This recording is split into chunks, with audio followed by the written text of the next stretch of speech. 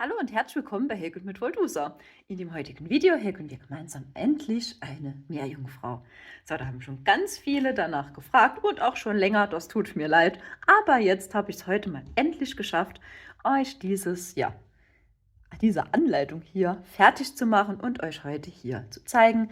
Das ist unser Sorgen- oder Glückswürmchen halt als Meerjungfrau. Direkt hier unten mit Flossen dran gehäkelt. Alles, also hier dieser Körper, alles in einem Schritt. Der Kopf und die Aufhängungsschlaufe, das machen wir nachher separat. Für die gestern schon das Video gesehen haben, so ähnlich machen. Also genauso machen wir das hier mit den Haaren und den Aufhängungsschlaufe. Das habe ich euch ja gestern gezeigt, diese Haare an ein Sorgen- oder Glückswürmchen hier dran zu bekommen. Das ist die gleiche Version davon, nur heute halt hier machen wir eine Meerjungfrau mit Haaren. Was wir brauchen, um so eine Meerjungfrau hier zu häkeln, ist Baumwolle, 50 Gramm auf 125 Meter benutze ich, eine 2 mm Häkelnadel. Ganz klar, ihr braucht eine Holzperle. Der Durchmesser sollte 2 cm betragen. Meine Perlen, das wissen die meisten ja bereits schon, gibt es von mir handbemalt in meinem Shop. Den Link dazu findet ihr alles unten in der Videobeschreibung. So, also eine Holzperle braucht ihr mit Gesicht, Durchmesser 2 cm. Ihr braucht natürlich dann noch eine Nadel und eine Schere. Und um die Haare ein bisschen zu fixieren, empfiehlt es sich wirklich ein kleines bisschen Alleskleber noch zu verwenden. So, wie ihr jetzt seht, habe ich hier jetzt noch so ein kleines Herzchen dran genäht. Kleine Perlen hier verwendet für die Arme. Das sind auch verschiedene Größen. Das habe ich jetzt extra mal so gemacht. Hier ist so eine runde weiße Perle, hier so ganz kleine hellblaue. Ihr könnt an diesen Perlen wirklich benutzen, was euch gefällt. Was ihr irgendwie zu Hause habt, was euch gefällt, was dazu passt. Nimmt, was euch gefällt. So, weil ich werde oft gefragt, welche Größe verwendest du? Ich habe wirklich immer andere kleine Perlen, die ich hier nutze. So, ich werde es jetzt heute so machen, dass ich zusätzlich zu diesem ganz normalen Baumwollgarn noch so einen Effektfaden mitlaufen lasse. Ich versuche euch das mal zu zeigen. Ja, doch, man sieht es. Dieser Faden hat so kleine Glitzerpailletten drin. Und ich finde, das passt so herrlich zu dieser Meerjungfrau. Also hier haben wir das jetzt nicht. Hier habe ich nur so eine Paillette angenäht. Ist auch ganz süß. Und hier ist halt, dieser Beilauffaden mit dabei. Auch den, ich schaue, dass ich den Link dazu finde und euch auch in die Videobeschreibung setze, weil es sieht wirklich ganz fantastisch aus. Ich weiß jetzt gar nicht genau, ob die Kamera das so hergibt, wie es in Wirklichkeit hier funkelt. Ganz toll ist das. So, wir legen uns das jetzt erstmal auf die Seite und dann fangen wir auch schon an. So, wir beginnen von hier, quasi von hier mit dem Hals, mit dem Körper, gehen runter, es folgen die Flossen und dann gehen wir wieder getrillert und gedreht wieder zurück nach oben. So, ich zeige euch das mal, wie wir das machen, wenn wir jetzt hier mehrere Fäden mitlaufen lassen. Ich denke, die meisten ist es klar. Das gilt halt jetzt wirklich für die Anfänger noch unter euch. Ihr holt euch einfach beide Fäden. Die legen wir uns einfach so zusammen. Mehr ist das gar nicht. Die lassen wir einfach so beide miteinander mitlaufen. Ich habe jetzt meine so nebeneinander auf die Seite gestellt und das war es auch schon. So, wir starten jetzt endlich. Wir machen uns erstmal eine Schlaufe. So, achtet immer darauf, dass ihr halt bei diesen Fäden, wenn ihr was mitlaufen lasst, dieser ist jetzt wirklich ganz dünn, das ist so ein Nylonfaden, seht ihr? Und hier ist das die kleine Paillette ab und zu dazwischen. Also das ist wirklich sehr dünn. Achtet darauf, dass ihr immer beide Fäden erwischt, wenn ihr häkelt. So, wir starten auch jetzt schon ganz einfach mit 30 Luftmaschen.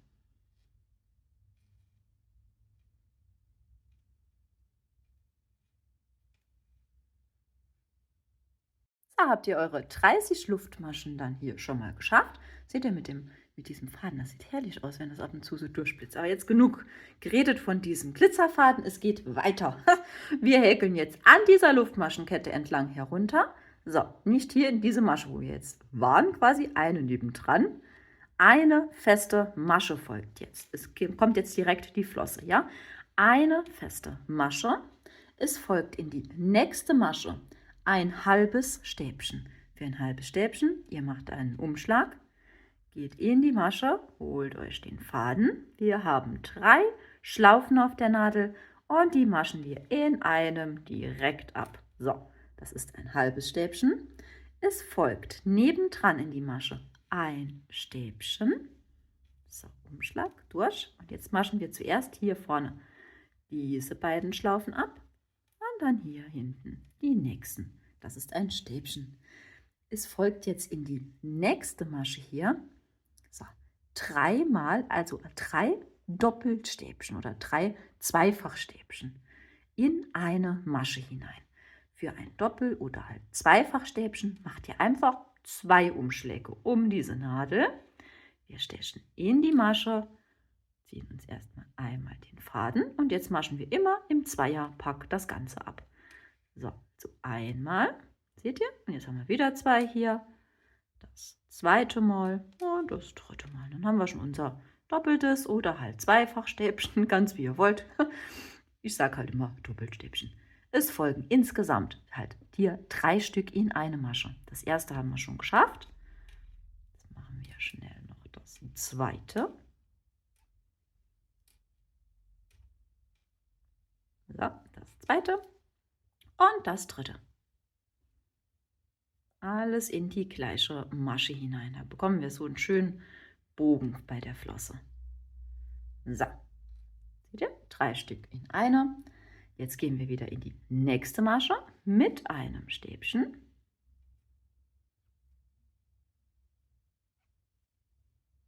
So, in die darauf folgende Masche folgt jetzt wieder ein halbes. So, ein halbes Stäbchen. So, seht ihr, das nimmt jetzt sogar schon hier eine Flossenform. Prima an. So, ein halbes Stäbchen. Es geht weiter mit einer festen Masche. So. Und in die nächste Masche eine Kettmasche setzen. So, unsere erste Flosse ist hier geschafft. Und jetzt machen wir noch die zweite. Wir schlagen direkt 7 Luftmaschen an.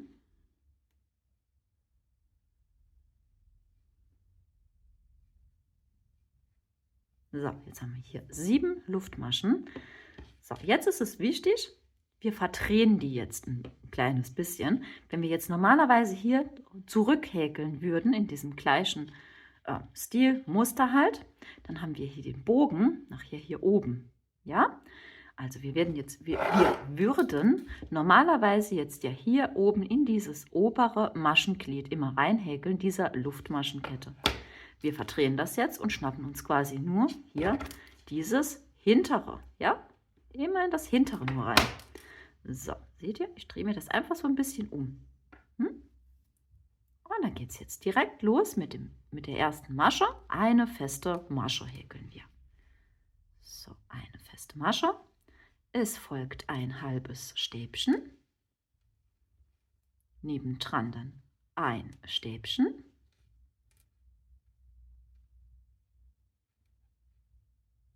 So. Und jetzt wieder unsere 3 Doppelstäbchen in eine gleiche Masche.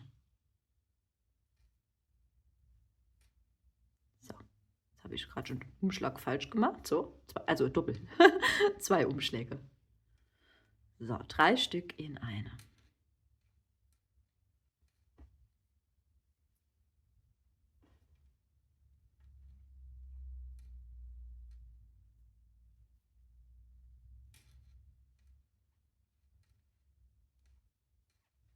So, haben wir 3 Stück. Dann geht es nebendran wieder weiter mit einem Stäbchen.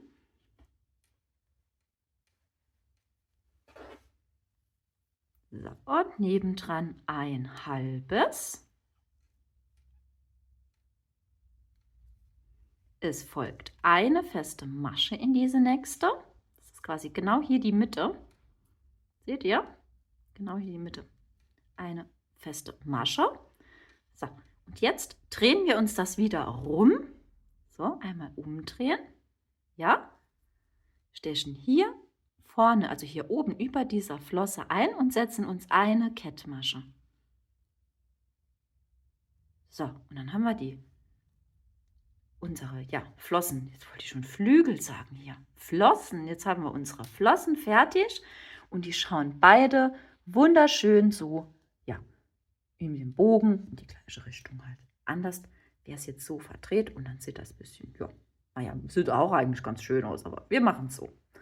Also eine Kettmasche hier oben reinsetzen und jetzt folgen in die nächsten 2 Maschen hier je 3 halbe Stäbchen zuerst, ja?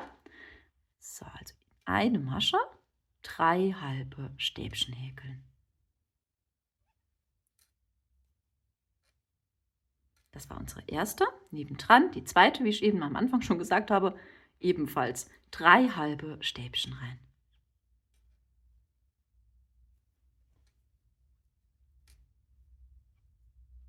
So, und jetzt geht es wie gehabt, wie bei diesen normalen Sorgenwürmchen, weiter immer mit 3 Stäbchen in eine Masche hinein, bis wir hier an der vorletzten angekommen sind. Also die letzte Masche behäkeln wir ein kleines bisschen anders.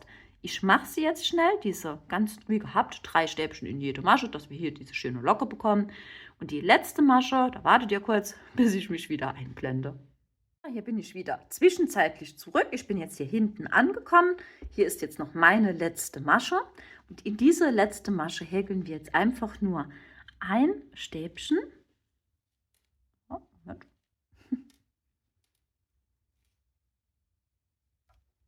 Jetzt bin ich noch gegen die Kamera hier gestoßen. Es läuft wieder. So, also ein Stäbchen. Es folgt ein halbes, alles in einer. Ein Stäbchen, ein halbes und eine feste Masche. So. Halbes und eine feste Masche. So, und das war's schon. Und dann schneiden wir uns den Faden ab, machen es nicht ganz so kurz. Wir ziehen jetzt hier einfach an diesem Faden. Das ist jetzt ein bisschen schwierig mit diesem Effekt Garn. So, hier ist es. Ups. Entschuldigung. So, das ziehen wir uns einfach so durch, wie ihr gesehen habt. Und jetzt können wir hingehen und machen erstmal hier mit dem Anfang- und Endfaden, machen wir uns jetzt erstmal einen Knoten. Am besten einen Doppelknoten. So. Wenn ihr jetzt auch so Effekt Garn mitlaufen gelassen habt, könnt ihr diesen ruhig jetzt hier nach diesem Knoten einfach knappkantig wegschneiden. Das, der stört sonst nur und ist nur im Weg und ja, wird halt so komisch und verheddert und verzottelt sich. Also den schneiden wir uns nur ab und diese normalen Baumwollfäden, die lassen wir uns noch hängen. Ihr holt jetzt hier euer Würmchen, das sieht jetzt bei mir auch so aus. Das drehen wir uns jetzt einfach in Form. So, also immer wie so eine Schraube einfach aufdrehen. Schaut mal, das ist wirklich ganz leicht und funktioniert rucki zucki. So, diese Flossen, die drücken wir uns noch ein bisschen gerade. So, dann haben wir unser Unterteil schon geschafft. Und dann geht es jetzt weiter mit der Aufhängungsschlaufe. Für diese verwende ich jetzt, ich persönlich mache das ohne Beilauffaden. Ich verwende jetzt einfach nur die gleiche Wolle wie der Körper. Das legen wir uns mal ein bisschen auf die Seite. Wir machen uns eine Schlaufe oder Schlinge. So. Und häkeln jetzt eine Luftmaschenkette von insgesamt 50 Maschen. Ist das geschafft. Eure Luftmaschenkette mit insgesamt 50 Maschen ist fertig. Schaut, dass die ein bisschen gerade liegt, dass nichts verdreht ist. Wir stechen in die erste Masche hier vorne ein und setzen uns eine Kettmasche. So, dann ist die wunderbar verbunden. Wir schneiden uns den Faden ab. Macht das jetzt wieder nicht zu kurz. Seht ihr, dann ziehen wir wieder einfach an der Schlaufe, bis es einmal durchgezogen ist und dann ist unsere Aufhängungsschlaufe auch schon fertig. Die packen wir uns jetzt auch erstmal auf die Seite und wir machen jetzt weiter mit den Haaren. Ich verwende jetzt heute hier jetzt wirklich gerade so einen Wollrest, wie ihr seht, das reicht schon. Wir ziehen uns jetzt insgesamt 14 Fäden, circa 15-20 cm lang. Das reicht schon. So, seht ihr?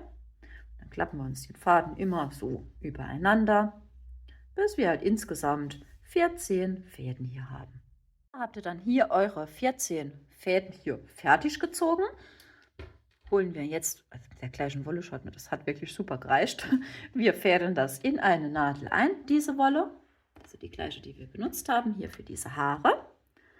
Und dann holen wir uns unser Körperchen dazu, stechen wir hier einmal so in den Körper ein, ziehen wir uns erst den Faden ein bisschen, holen uns unsere Holzperlen, da gehen wir einmal von hier unten vom Gesicht durch, klar, einfädeln, so, legen wir uns den Faden einfach nach unten, diese ganzen Wollfäden einfach so oben drauf, die werden jetzt wie eine Schlinge quasi festgehalten. Dann gehen wir hier oben drüber entlang, einmal wieder in die Holzperle, stechen wieder in den Körper hier oben unten ein und dann ziehen wir hier das Ganze durch. Seht ihr? Und dann ist das wie eine Schlinge und die schnappt sich quasi hier diese Haare. So. Und dann machen wir uns hier mit dem Anfang- und Endfaden auch einen Knoten. So, und jetzt könnt ihr hier ordentlich dran ziehen, dass das hier oben alles schön eng ist. Dann machen wir uns am besten einen Doppelknoten und dann gehen wir hier mit der gleichen Farbe in die Holzperle wieder ein und kommen, wichtig, hier hinten an dem Hinterkopf wieder raus. So, dann haben wir direkt hier nachher nämlich Fäden für an dem Hinterkopf schon liegen. So, was vielleicht auch ganz schön ist bei diesen Haaren, habt ihr jetzt gesehen, ich hatte jetzt wirklich einen kleinen Wollrest. Vielleicht sieht es auch ganz hübsch aus, wenn ihr ganz bunte Haare macht, also wirklich aus allen möglichen Wollresten. Das könnt ihr hier prima benutzen. So, jetzt haben wir uns hier diese Härchen nach hinten gezogen. Könnt ihr das alles schon mal ein bisschen glatt streichen. So, und dann haben wir das größte Teil ja auch schon geschafft. Ich drehe mir das noch ein bisschen manierlich hier ein. So. Und jetzt holen wir uns unseren Faden für diese Aufhängungsschlaufe noch dran zu setzen. Kleiner Tipp, macht euch am besten hier bei dieser Aufhängungsschlaufe beide Fäden direkt auf eine Höhe. Dann können wir die nämlich prima direkt zusammen in eine Nadel easy einfädeln. So, rein. Wir stechen hier oben ein. So, an dem Kopf. Dann kommen wir hier unten raus. Und dann ziehen wir uns das hier einmal durch. Sollte das jetzt ein bisschen schwer gehen, ich habe das auch schon gehabt, da holt euch einfach eine Zange und zieht durch die Nadel durch. So, einmal Aufhängungsschlaufe dran. Jetzt holen wir uns hier diese beiden Fäden, also nein, eigentlich 4 Fäden. Ich mache mal die Haare ein bisschen hoch, dass ihr das besser seht. Wir haben ja hier 2 Fäden von unserem Körper und jetzt von der Aufhängungsschlaufe.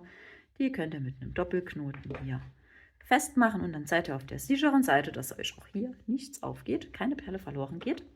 So, ich mache das jetzt so, weil wenn der Knoten hier gesetzt ist, stehen die Fäden ja so ein bisschen auseinander.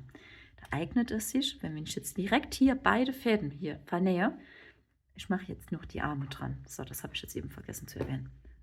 Dass ihr doch wisst jetzt, was ich meine. Da habt ihr beide Arme so an die Seite hängen. Um das halt zu vermeiden, mache ich mir jetzt hier einen Faden raus von dieser einen Seite und vernähe mir nur einen Faden davon. So, da bietet sich halt hier immer wunderbar die Holzperle an dafür.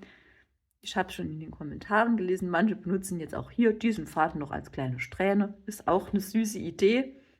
Also das könnt ihr natürlich hier machen, wie es euch gefällt. Oder ihr schneidet halt das nachher ab. So, und auf der anderen Seite holen wir uns auch einen Faden und den vernähen wir uns jetzt auch noch. So, wir wollen ja nur hier 2 Arme auf jeder Seite. So.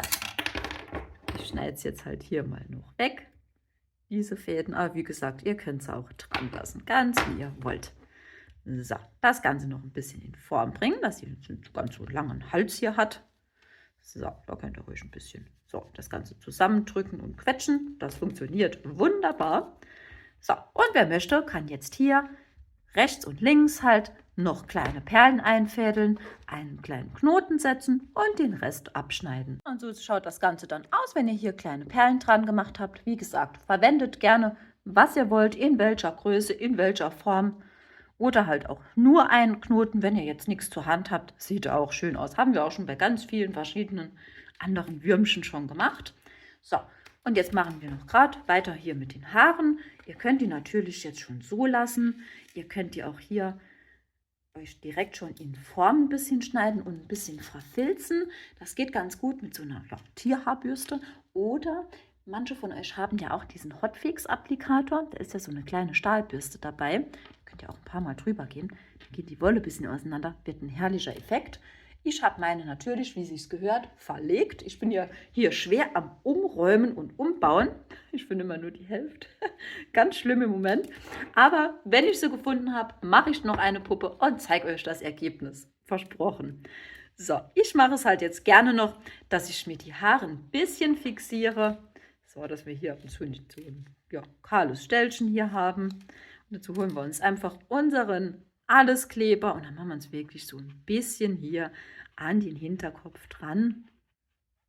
So, das reicht schon. Und dann legen wir uns die Haare einfach so dran. So, ein bisschen festdrücken. Seht ihr? Und dann verrutscht euch nicht immer alles unten. Man sieht die Holzperle von hinten. So. Kleber mal zu. Und dann schneiden wir uns die Haare noch auf die gewünschte Länge ein bisschen ab.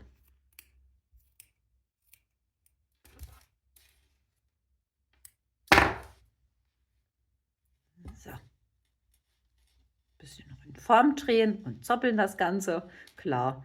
Und dann haben wir es auch schon geschafft. Dann ist schon unsere kleine Meerjungfrau hier fertig. Diese kann natürlich auch ganz nach Belieben noch verschönert werden. Ich finde es halt immer besonders süß mit diesen kleinen Krönchen. Ich mache jetzt auch mir hier eine Meerjungfrauen-Prinzessin draus. So, das schiebe ich jetzt einfach mal hier drüber. Ja, ich finde es halt, ja, halt immer mit Krönchen besonders schön. So, die mache ich mir aber jetzt fest mit ein bisschen Sekundenkleber. So, das hatten wir auch bei den Prinzessinnen schon. Hier diese Version, klar, mit den Haaren, Krone und Kleber. So, ein bisschen so dran halten. Ihr könnt natürlich auch, je nachdem, welche Kronen ihr verwendet, wenn sie ein bisschen kleiner sind, könnt ihr auch hier oben einen Knoten reinmachen. So, schaut mal, und jetzt ist es schon fertig. Ich finde es so niedlich. Ich mache es, auf jeden Fall kommt eine davon an die Schwimmbadtasche. Also das passt ja wohl mehr wie perfekt. Oder ich mache mir noch einen kleinen Ast oder irgendwas für draußen auf dem Balkon, jetzt im Sommer. Ich finde es schön. Oder ihr hängt es an ein umhäkeltes Glas oder diese umhäkelte Flaschen, die wir schon gemacht haben. Da könnt ihr wunderbar sommerlich dekorieren damit, würde ich sagen. Und für die, wo kleine Mädels vielleicht haben, die können auch hier wunderbar ein Lesezeichen draus machen. Da machen wir statt einer Luftmaschen-Schlaufe hier, klar, einfach so eine lange Kette, 80, 90 Maschen, ganz nachdem, wie lange ihr das halt haben wollt. Und dann macht ihr ein Lesezeichen draus. Ich finde es sehr, sehr süß. Ja, sagt mir gerne, wie ihr es findet, wie es euch gefällt. Ich hoffe, es hat euch heute Spaß gemacht mit mir. Ihr habt euch auch eine kleine Meerjungfrau hier fertig gemacht. Ja, ich freue mich schon auf das nächste Video. Ich wünsche euch einen wunderschönen Tag. Bis bald. Tschüss.